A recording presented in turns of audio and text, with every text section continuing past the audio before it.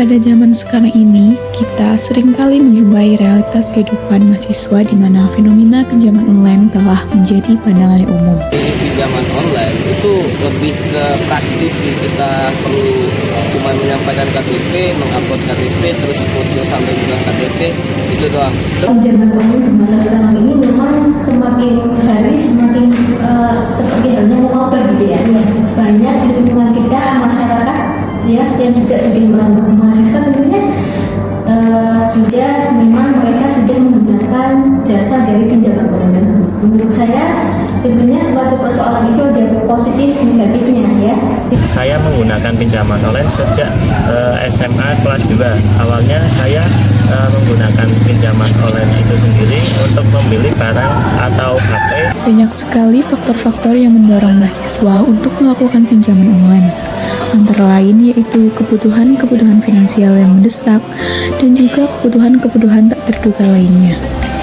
Karena tidak mampu saya dalam membeli barang itu karena keterbatasan finansial. Pinjaman online menjadi opsi karena prosesnya yang mudah, memungkinkan saya memenuhi kebutuhan tanpa menabung terlebih dahulu. Selama kuliah, saya tetap menggunakan pinjaman online jika ada barang yang tidak dapat saya beli secara langsung. Fenomena pinjaman online telah menyelubungi mahasiswa menjadi pilihan yang nampaknya mudah namun penuh dengan resiko. Negara ini sudah mengatur sedemikian rupa agar semua resiko terburuknya bisa terminimalisir. Kembali lagi ya, mahasiswa tersebut sudah tahu apa enggak gitu kan, bahayanya tentang identitas itu, terus bahayanya menyebarkan informasi terkait orang lain itu sudah paham atau belum gitu kan.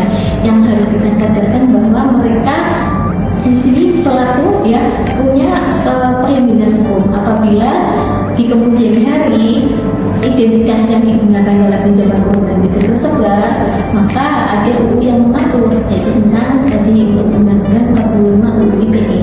Jadi tidak perlu khawatir ya. Dan yang perlu diingat juga bagi orang yang memang menggunakan identitas orang lain untuk pinjaman online ya, maka ada sanksi pidananya seperti itu. Saya mampu jadi membeli barang yang saya inginkan dengan adanya pinjaman online itu dengan tidak menabung dan membayar dengan setoran cicilan. Kalau dampak negatifnya, saya merasa stres atau bingung ketika setoran atau cicilan saat akan datang. Saya bingung akan membayarnya gimana. Dan karena pihak bank menelpon akan hal itu untuk mendesak agar supaya membayar. Dalam perjalanan ini, kita tidak hanya akan menyelami alasan di balik mahasiswa yang memilih jalur ini, tetapi juga akan menggali sejauh mana mereka memiliki kesadaran hukum mengenai konsekuensi dari tindakan mereka. Undang-undang konsumen itu tidak di undang-undang di sini ya, saya sambil baca ya, di Undang-Undang nomor 8 tahun 1999 terkait dengan perlindungan hukum konsumen ya. Lebih jelas ada di UU ITE ya, pasal 45 UU ITE itu berlaku untuk pencemaran nama baik atau misalnya dalam hal ini kan karena kemudian ya seringkali beresiko penyalahgunaan identitas. Nah, penyalahgunaan identitas itu nanti akan masuk ke ranahnya atau masuk ke arah pencemaran nama baiknya. Di Undang-Undang 45 UU ITE itu mengatur tentang sanksi pidana bagi para pelaku pencemaran nama baik. Di sini bisa diartikan juga dalam kasus penyalahgunaan identitas orang lain untuk melakukan pinjaman online. Mahasiswa dihadapkan pada tuntutan akademis dan kehidupan sehari-hari yang seringkali memerlukan sumber pendanaan tambahan. Pinjaman online muncul sebagai solusi yang cepat, tetapi berapa banyak mahasiswa paham akan implikasi hukum dari langkah ini? Saya menyadari di dalam pinjaman online itu ada konsekuensi hukumnya.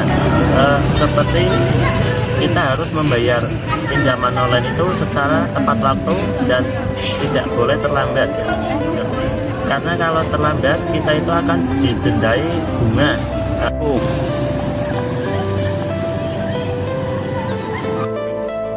Mudahnya akses dalam mengambil pinjaman online menjadikan pilihan yang tepat bagi para mahasiswa untuk memilih jalan ini. Untuk kesadaran hukum sendiri, kita tentu tahu sih, kan ada syarat ketentuan dan terjadi MOU di situ.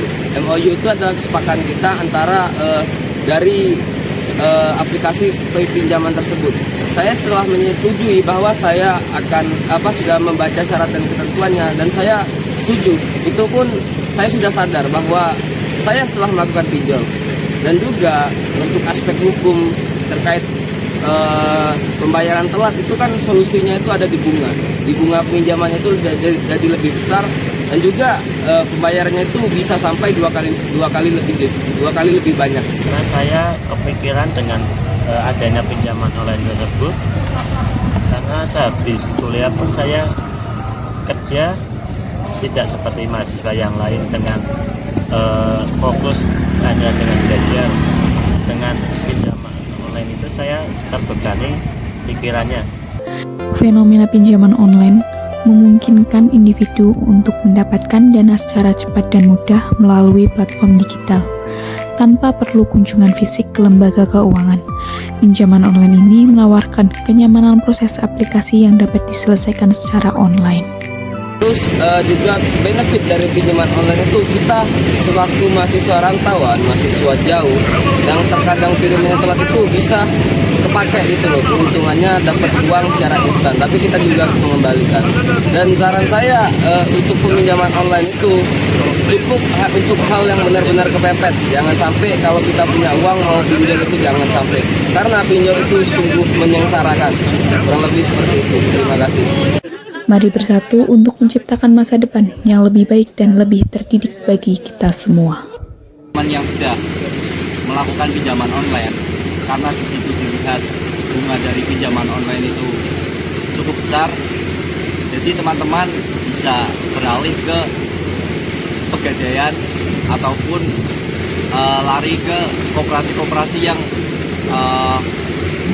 di situ menggunakan akad-akad syariah, karena dalam akad-akad syariah memang memegang teguh sebuah prinsip yang tidak saling merugikan. Jadi solusinya itu mengarah pada bank syariah ataupun koperasi syariah yang memang menggunakan akad syariah, agar tidak ada yang saling dirugikan. Menurut saya sih tidak masalah selagi mahasiswa tersebut patuh aturan, patuh hukum untuk selalu tepat membayar cicilannya, itu tidak masalah. Dan juga mereka itu tahu porsinya mengambil pinjaman itu seberapa. Kita sebagai mahasiswa harus berhati-hati dalam menggunakan pinjaman online, terutama pada aplikasi pinjaman online yang belum terdaftar dalam OJK. Sebagai mahasiswa, peminjaman online itu lebih membantu saya karena setiap bulannya hanya membayar sekitar 100 sampai 200 saja, karena penggunaannya memang tidak terlalu banyak untuk kebutuhan saya sebagai seorang mahasiswa seperti itu. Memahami hukum adalah kunci bagi kehidupan mahasiswa yang lebih aman dan cerdas, terutama terkait dengan pinjaman online. Mari bersama-sama membangun budaya di mana pengetahuan hukum menjadi alat perlindungan dan pemberdayaan. Dengan langkah-langkah kecil, kita bisa membawa perubahan positif dan menciptakan lingkungan yang mendukung keputusan finansial yang bijak. Terlepas dari kesadaran hukum, mahasiswa juga harus lebih berhati-hati dalam memilih pinjaman online, dikarenakan masih banyak pinjaman ilegal yang belum terdaftar di OJK. Seorang mahasiswa yang melakukan pinjaman online bukanlah hal yang perlu disalahkan. Namun, menjadi ketergantungan akan pinjaman online merupakan hal yang perlu diwaspadai. Kita harus tahu porsi yang akan kita ambil, serta kita harus tahu resiko-resiko yang akan terjadi ketika kita berani mengambil langkah pinjaman online. Bijak-bijaklah dalam mengambil sebuah keputusan, karena jalan yang kita ambil menentukan masa depan kita.